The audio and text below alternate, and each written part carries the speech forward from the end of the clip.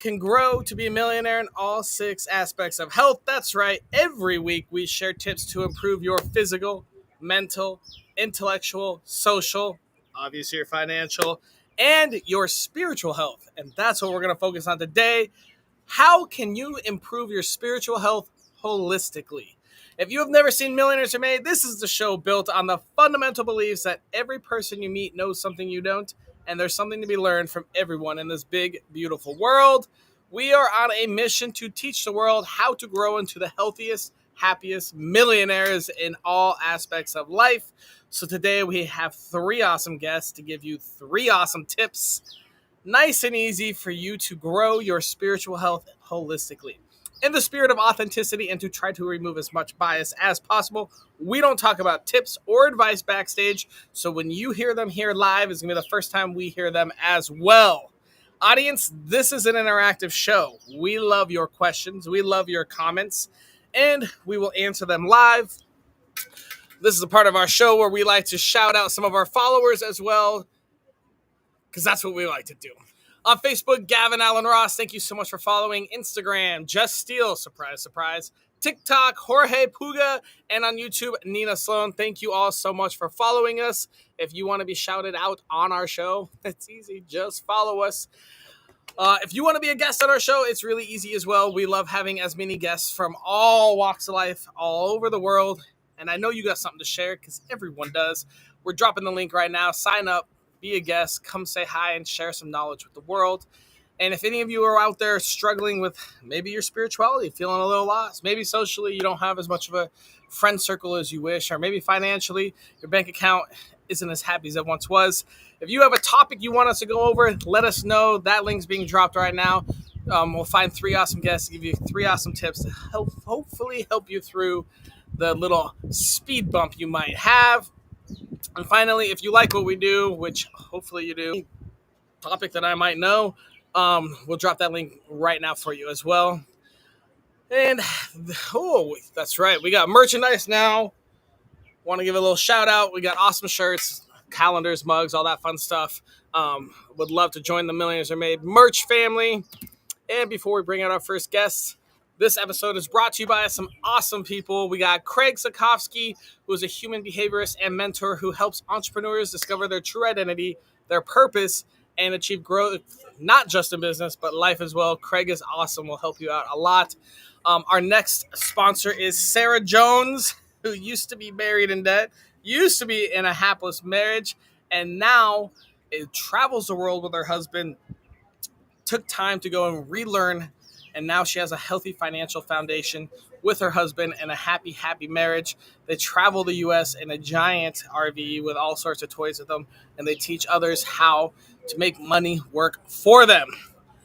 Next sponsor is Dana Record. Dana empowers people over 30 years old with essential end-of-life planning knowledge, helping families reduce stress and navigate loss with clarity, preparedness, and peace of mind. Go say hi to her. Roxandra is our final sponsor, who is a super passionate mom of two under two, which is enough of a job of itself, but also podcast host, speaker, and founder of the Super Moms Magic Circle, who helps heart-led moms turn chaos into clarity. Go check her out and say hi. And with that being said, we're going to bring out our first guest. Woohoo! First guest is Sivani. Sivani, tell us, who are you? Well, we can't really be on a spiritual show without me saying I am infinite potential. That takes the form of a entrepreneur, a healer. I teach preventative health, yoga, meditation. All right. Well, that's exactly what I wanted to hear. Perfect. But I have an important question for you, Sivani. If I wanted to improve my spiritual health holistically, what tiny piece of advice would you recommend? I feel like the most valuable thing that you could do is to learn to reconnect with your inner intelligence. How do we do that? Yeah, so one of the ways we could do that in like a physical, tangible way is to begin noticing anytime we have natural urges and we ignore those types of things, because that's one of those signs of the inner intelligence that is active in our body and that our culture or our lives often tell us to ignore. like our inner intelligence is responsible for keeping our heart beating, the oxygen in our lungs. But the relationship can be developed much, much, much deeper. Yet we can use little tricks like something that we do every day. And often when we're busy, when we're trying to accomplish things, when we're trying to become millionaires, we might suppress a lot of our natural urges, the things that our bodies need. And when we do that, then our bodies don't function as well. We won't be as clear, we won't be as successful, and we definitely won't feel connected on a spiritual level with our greater purpose, our meaning in life. Can you give us an example of a natural urge people often overlook? Yeah, one of the biggest ones is I have to go pee. And, oh, but I'm not, I'm too busy. I have just one more meeting or what have you. I really enjoyed that backstage with you because you reminded us multiple times this is a great time, so that we're not in the midst of it. So I love that you were just doing it very naturally, things like that. Like be aware of what is needed. We've done a lot of shows, and bathroom breaks are before and after the show. We don't have bathroom breaks during the show, okay? It's only 30 minutes. Awesome. Well, tell us, where on your life journey did you learn this advice? Yeah, so I have spent probably the past 20 years developing in first yoga, and then obviously that helps you learn to self-reflect, to look back, listen to your body, listen to your mind, all of those things. That led me to meditation. I spent 13 years as a monk, and I deeply studied Can you my repeat inner that last intelligence. sentence? Yeah, I spent 13 years living as a monk. So we're just canceling the rest of the show. Tell us more about that. How did that happen? Where did that come?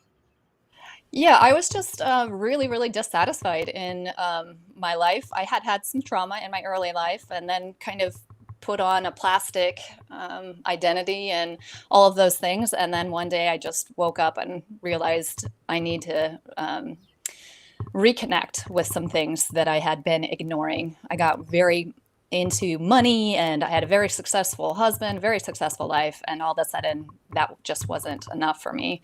I needed to know what my purpose was. So that's when I came across a meditation technique. They offered a 6 month training. I dropped out of the world. I went to that. Then later, I had to do it more. I wasn't done. So I just kept on at it for about 13 years. And then after that, that's when I decided it's time for me to really start bringing some essence of what I've learned out and watch other people's lives transform and maybe not have to drop out for 13 years. So while you were a monk, did you live in the U.S.? Did you go to Tibet? What kind of monk and how did you live? Did you shave your head? I did not shave my head, and it was here in the United States. Yeah, Okay. there's a meditation practice called the Art of Ascension. They had a retreat center, so I lived at the retreat center. I did not make money, everything was an exchange. And I just gave all of my energy and my efforts to keep that retreat center moving and the people coming in and out of that process feeling supported, grounded, and loved while they were going through their experience of unfoldment. Were you married during this time? Um, I actually left my first husband just because the two experiences weren't working. I did end up getting married towards the end of my time, and now I live in the world with my husband. And so I just was he a monk as well? He was, yeah. Fantastic. Ani, what a life story. Okay. Um. Oh, I mean, those are my questions. I guess we're gonna move on to our next guest, and we'll bring you out. Excellent. I mean, I have a feeling that our other guests are gonna want to hear more about that experience as well. So, thank you so much, Sivani. Our next guest is Ramona. Ramona, tell us, who are you? Hi, I am Ramona Crabtree-Falkner, and I am a 20-year holistic wellness facilitator that healed my life through all of the practices that I now teach. It has been a great joy to be of service and support to others and to watch people wake up. That is actually a really nice service. So student first, now a teacher. Tell us this: if I wanted to improve my spiritual health holistically, what tiny piece of advice would you give me? You are not here to hustle through your life. You are here to live it with intention, presence, and purpose. So Very nice. Tell us essentially, more about that. yeah, Yeah, keep going. essentially we especially in our culture, we're on the go all the time, and with all this technology we have, our brains are firing so fast. And so this idea of always being on the go is something that is rampant in what I see in my clients.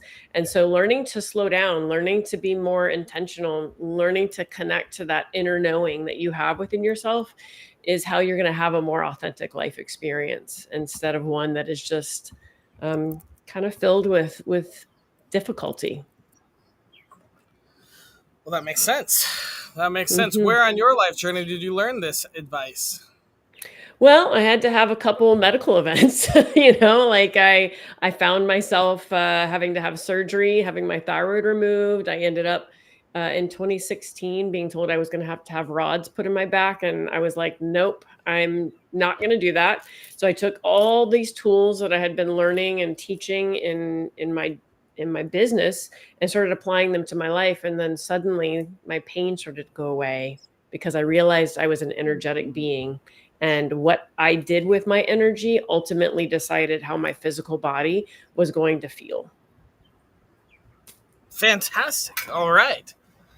Well, we're going to move on to our next guest, but hold that thought because I have a great feeling that's going to come up in our round robin as well. Yeah. Thank you so much, Ramona. I'm getting the sense this is going to be a long episode. Awesome. All right. Next up, we got Jess. Jess, tell us, Hello. who are you? Hi, guys. I'm Jess. I am a former high school principal turned leadership and energetic alignment coach. I am a published author. And basically, I am on a mission to transmute breakdown to breakthrough. And that is the journey I have been on by personal experience. Fabulous. All right, Jess, I have a question for you. If I wanted to improve my spiritual health holistically, what tiny piece of advice would you give me? I would say that it is essential to get quiet enough to feel the truth of your own energy. So get quiet enough to feel the truth of your own energy. And like I think both ladies really have expressed thus far in our session, the outside noise is so chaotic, right? Like we live in a society where we are taught to do, do, do. And when we start to feel that chaos internally, we are no longer in alignment with our authenticity. So I think there's a lot of ways that we can get quiet to hear the truth of our own energy. And it can be as simple as saying, what percentage of this energy that I'm carrying is mine? What percentage of how I'm feeling is mine to actually feel? Yeah, thank you, Tina. Jess, did you watch our last episode, and just steal everything from it? Oh, did I? No, I don't think I did. One of my last guests, Tina, was on the show, and she just commented. And so our last show was on intellectual health and intuition. And one of our daily challenges is to stop and turn your eyeballs inside and stare at you and calm down. Yes. So you are nailing that right on the head, Jess. Tina, you and I are on the same page, sister. Yeah, time for you guys. Tina, make sure you go follow her real quick. All right, Jess, where on your life journey did you learn this advice? Kind of like Ramona shared with us, I was in breakdown mode, right? Like I was peeling myself off the bathroom floor and I loved my job. I was so passionate about the work I was doing. And so for me to be so depleted, so energetically void, and to feel just joyless was my wake up call. I knew that something was out of alignment internally. I went to a holistic wellness retreat, spent a lot of time in meditation. We were completely secluded from the outside world. And I really got back into alignment with my true life purpose and my authenticity through recognizing the spirit of my true energy and my essential nature. All right. Whew. Okay, we're gonna just bring everyone else out. We got a lot to unravel here. Yeah, Ramona and Sivani. I don't even know where to start. I don't know what we're doing here. Well, I can start with, it sounds like we all have the same like understanding here that alignment is so important, and where you are putting your energy ultimately creates your life experience. Yeah, as within, so without, right? Like energy attracts like energy. Like this group. That must be why Tina. Exactly. We were like destined to come together today. That must be why Tina is watching this show. She just felt it. I love it. Okay, let's go. Let's go here. Oh, Ramona, what were you talking about when I said don't forget that? Well, I was talking about energy alignment. So wherever you are putting your energy, like we are energetic beings, and learning to understand that, man, that's so powerful. That's why my work now is it's called empowerment coaching, because I want to empower my clients to know that they can do something about what it is that they're experiencing instead of staying stuck. All right, let's get go ahead. Let's get a little woo-woo here. Tell me more about energy. You said right, you healed yourself energy, right? You're an energy being. Tell us more about that, and then we'll have Jess and Sivani comment on that. Yep. So energetically, if we look at ourselves, we're a physical body, we're a mental body, we're an emotional body, and we're a spiritual many bodies, right? We have all these layers of spirituality within those bodies. And the way I was raised was to just work with this physical body. Yeah, I went to church and I was taught things from the Bible, but it wasn't making sense to me. It wasn't until I was exposed to yoga, Reiki, sound healing, and all of a sudden, it was a language that I understood. I spent my whole childhood feeling dumb because I couldn't process things. And then all of a sudden, I'm introduced to energy, and I'm like, oh my gosh, I'm an empath, and I feel things, and I know things by the way I feel it in my body. And so I had to learn how to be aware of what I was surrounding myself with, the people, the activities, anything that was impacting me, because I was becoming a sponge. I had to learn how to become a conduit and only hold my energy and allow anything else to move through me. All right, Jess, Sivani, what are your thoughts on that?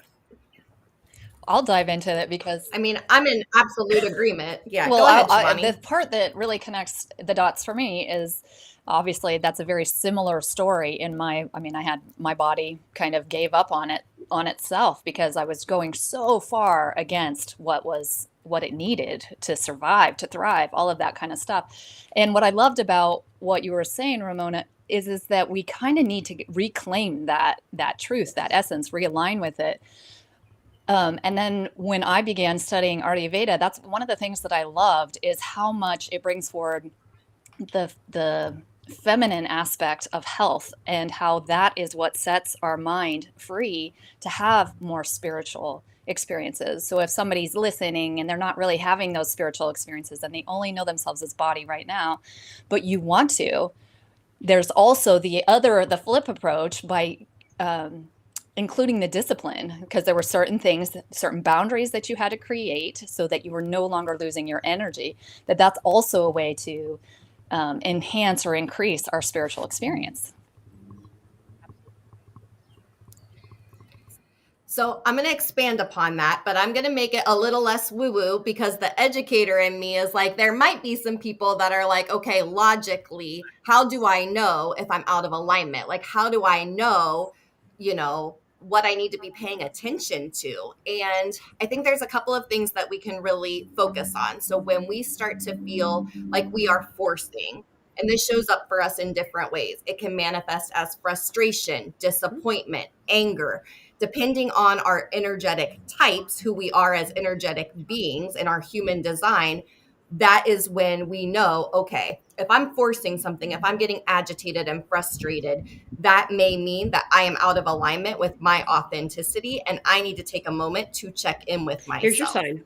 Some of us are going to feel that. Yes, exactly. And some of us are going to feel that in our guts. Some of us are going to feel that in our chest. Like, we're going to experience it in different places. But when we learn to ask ourselves, what percentage of this energy is mine and what is true for me right now? The more frequently we start to ask ourselves those questions, the easier it is going to be to, one, recognize when we're out of alignment, and two, make a decision to bring ourselves back to our homes, right? Back to our vessels, whether that's our spiritual vessel, physical vessel, whatever that may be. And that primary step that has to be developed in order to even get there, the very first thing you have to learn and cultivate is awareness. Without awareness, yes. And I think we get that by being quiet, right? Shutting out the noise. Yeah, for sure. Yeah, that totally brings it back to like when you guys are talking about everything that's falling back, you're helping to also connect the dots of that inner intelligence. So doing something small, like, do I have to go to the bathroom? That's a great way to enhance awareness of what's going on inside, all of those keys, that communication that's going on. And again, that develops. Then you can ask questions like, what do I want to do? What is the purpose? What is the meaning of my life? Again, spiritual aspect of life, and you can hear it. It doesn't, it's not so stifled by comparison and competition and what everybody else is doing or what's okay to do, but really coming back to that alignment, like everybody keeps bringing up. So it's awesome to have. And it's about reclaiming it, right? You have to choose to reclaim what is yours, what has always been meant to be yours, but that you were trained to do it in a way that someone else thought was best for you. And our authenticity knows what's best for us. And it's just this opportunity that we have to reclaim our authentic life experience. Well, and I think that there's this preconceived notion that this level of embodiment is something else to do. Mm-hmm. Like it's one more thing. Like now I have to meditate. Now I have to go to yoga. Now I have to audio journal, whatever it is. And I don't think it's another task. Embodiment is not something else to add to a to-do list. It is a way of being. Mm-hmm. It is shedding the layers that no longer serve us so that we can exist in our vessels again, so that we can be back in tune with who we came here to be. That's when we rediscover our purpose. It's not out there. And we're meant to be living in joy. We're not meant to be living in suffering. Yeah. So how do you move from suffering to joy? Return home. Yes. Be present. And I love what you said, Jess, because the main thing that's important here is that there's not an external form. So just because some of us have done yoga, we've done meditation, that doesn't mean that that's what's right for the individual. What's most important is, again, like when you're exploring the various different options that are out there, what resonates with you? What is saying yes on the inside of you? Then follow that breadcrumb trail and see where it leads you, but don't get stuck anywhere, right? Don't follow a guru. Don't, give yourself away to anybody when you're exploring these spiritual dimensions of yourself. It's meant for you to become more at home in your own body. And I love we already have the answers. We've just been trained to look outside of ourselves to find them. Google this. What does ChatGPT say? Sign up for this program, read this book. Those are all great ways to obtain information. But at the end of the day, like, we inherently know what is meant for us. We just have to get still enough to discover it. And that's why I love the analogy of walking alongside of someone with holding a lantern and walking beside them, because I think that that's what the work, at least the work that I do, is about, is just, I'm walking with you. I'm walking with you. And we're all walking each other home. Exactly. Right? Mm-hmm. Man, that was fun. Obviously, we can talk all day. I was like, those are the beautiful moments sometimes when the whole audience and me just get to sit and watch you guys go at it. That was great. And you guys were all worried about conflict. In a very loving way. Jess was ready to drop bows earlier. Man. All right, guys. Cool. Okay, so spiritual health holistically, right? We're talking about improving our spiritual health. Talked a lot about looking within. So let's why not talk about Sivani being a monk? Yeah, that's pretty awesome. I would love to talk about this. Sivani, take it over. Well, what do you guys want to know?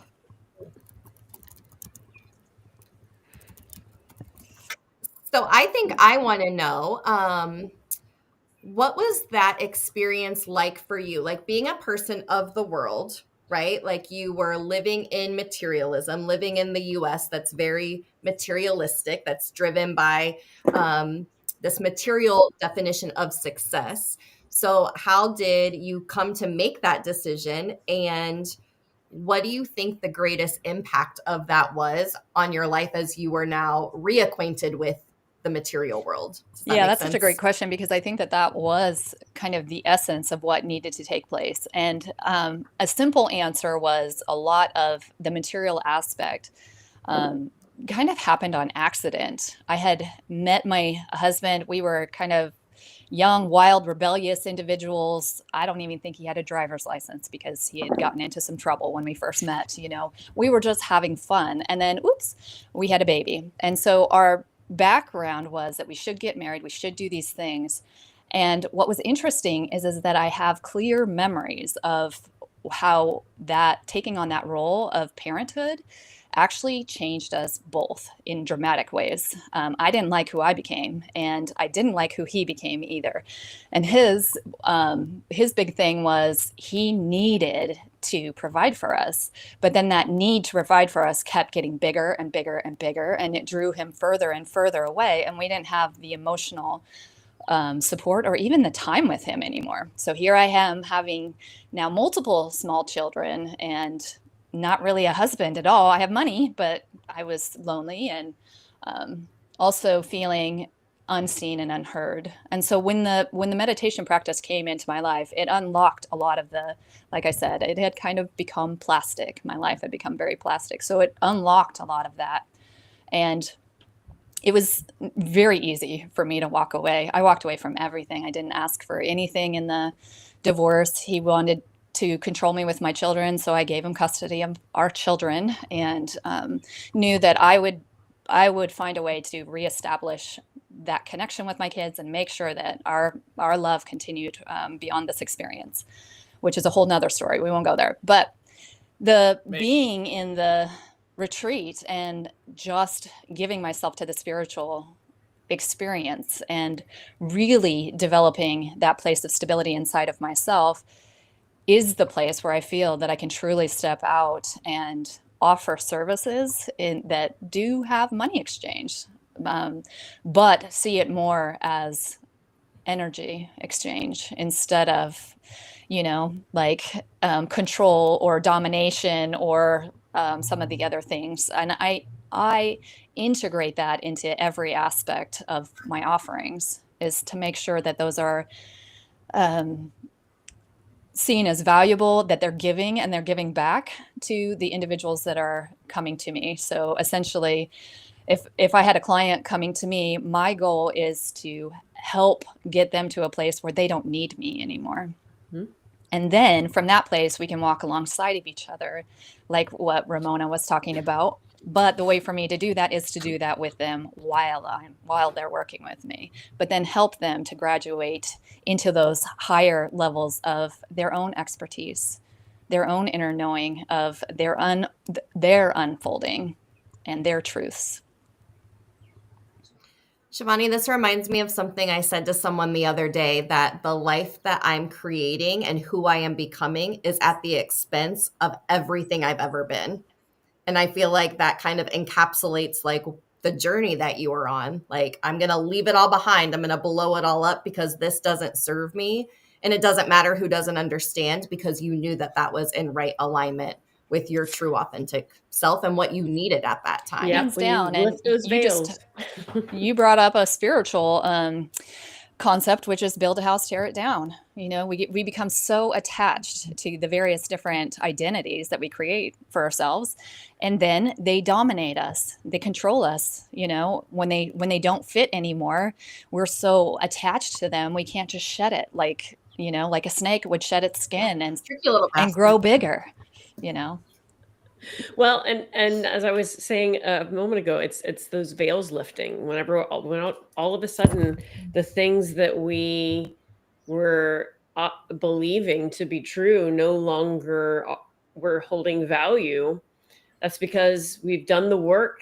We've done enough of the work to go, oh wow, that veil got thinner and now I can see. And so the clearer that our vision becomes of our authentic truths, the easier it is for us to let go. Yeah. It's such an awesome kind of concept because I don't know about you guys, but I feel like ever since I did boldly step onto this journey of myself and then learn to settle into the reality that I won't ever be there. I won't ever get there. I won't ever be the totality, that what I've tapped into is endless, infinite potential that I will always transform and grow. For me, that's something that's set me You're free. always becoming. Yeah. Yeah, you're always in the act of becoming. It's no longer about the destination. It truly becomes about the journey. Which is exactly why I actually no longer care what the destination is. But so, you know, my company name is Authentic Life Journey, specifically for what we're talking about here, is that it's not, there's no destination. I'm not running a race. I'm going to step one day at a time and take the hills and the valleys and the bumps and the bruises and trust that all of it is designing perfectly for me. Yeah. Yeah, and sometimes we have to remind ourselves that, but then we walk into those experiences where it is clearly obvious that every little thing is what made me who I am today, and it's what helped me accomplish the things that I'm accomplishing and will continue to be unfolding in another, you know, beautiful way that I can't even begin to fathom. It's like reading a book. You're on one page of the book, but there's still lots more to go, you know, regardless of whether we're getting to the crescendo. It's just going to be the next part of the book series, and there will be a whole new crescendo and a whole new, you know, resolution, and then the next experience. So, yep, I love it. And you're here to have a human experience, right? Like that's why we are here. It's not that you go on this spiritual journey to eradicate emotion and feeling and like living in the world. Like that is our job, but our job is also to recognize that we can transcend that too, right? Like there's this interesting caveat that happens, right? So I think it's all about surrender, trust, faith, and being willing to let it be messy, right? Let it feel a little, you know, like off sometimes. Like it's okay. Sometimes we're going to have to sleep it off. Sometimes we have to honor the pause. Sometimes we need a drink of water. You know what I mean? But I think, yeah, it's just about getting in tune with who we are at our core essence and learning how to be in the world in that way. And it's a really beautiful, messy, kind of nasty thing at times. But I think there's no greater experience. There's no greater privilege. Yeah, I had a coach early on when I was on my healing journey in the beginning, where she said it's 49-51, 49% ego driven, 51% spirit. So as long as we're staying in that 51 being spirit guiding you, then it's okay that spirit, the ego is necessary. It keeps us safe and helps us move forward. It's when it tries to take over and tells us everything is of danger that we start becoming small. So we want to stay in that place of awareness so that we can continue to go, okay, what is this opportunity gifting me to grow more? I love that. I've never heard that breakdown before, so that's really intriguing.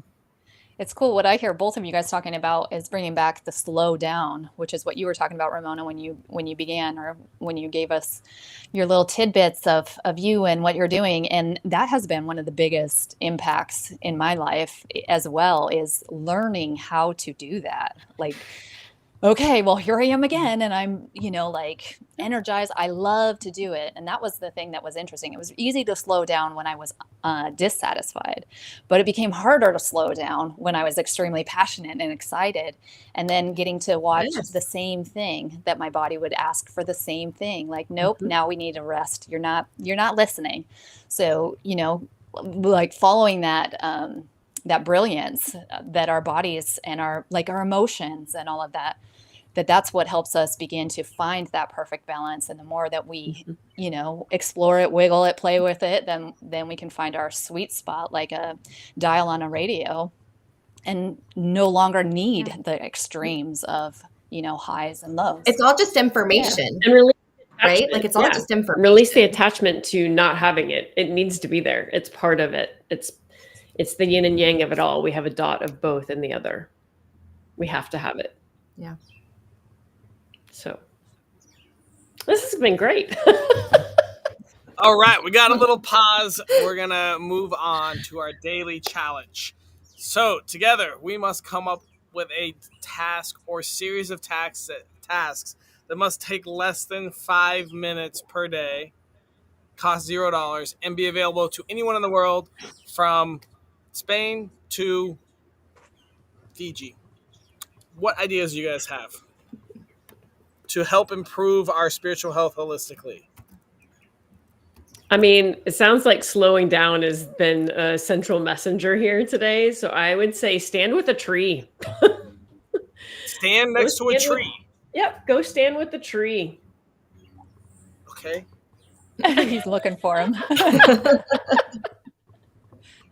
I live in the woods, so that's great. Like I am surrounded by trees, so I can do that all day. That is something I have my clients with anxiety do. I have them go stand outside and look at the tree and start connecting to the vibration, the frequency of that tree. And then it just helps bring yourself into the moment. Stand next to a tree, but touch the tree?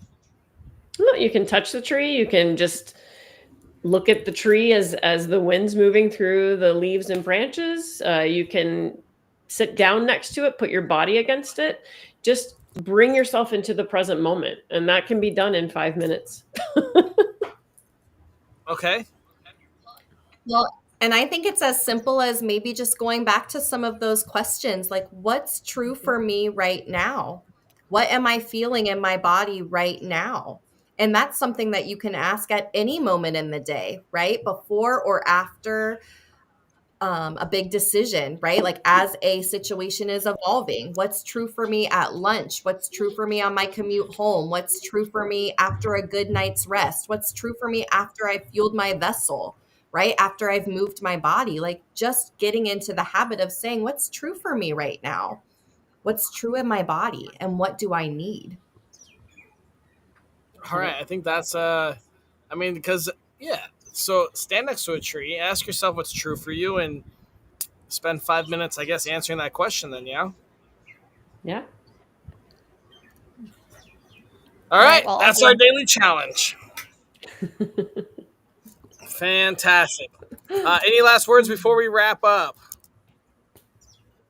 No, this was wonderful. I had ladies and Austin. Thank you so much Yeah. for allowing us to be here and just share this dialogue. It's been really affirming. Yeah, this is really great. I always love being in community with like-minded people, and it's an inspiration to share in these moments. Well, and just a little, tidbit, we all talked before we got going that we're all going to connect. So if you're out there, you're listening and you enjoyed it, please reach out to us. All of our socials have been shared. So we'd love to invite you into our little realm of connection as well. Yeah, definitely. All their links are dropped, so you can just scroll when they get appeared and drop their link, follow them on Insta, Facebook, go reach out. And thank you guys so much for coming on the show. It was a great one, and I hope you guys enjoyed it as much as I did. Who's ready to stand next to trees for the next week? And as usual, thank you all so much for watching. It's so funny. Oh, what a great one. I love those episodes where everyone just sits and watches and just lets the guests talk. Super insightful, super great time. Thank you all for coming out. And remember, daily challenge this week is going to be stand next to a tree and ask the question, what is true for me right now? So we'll be posting videos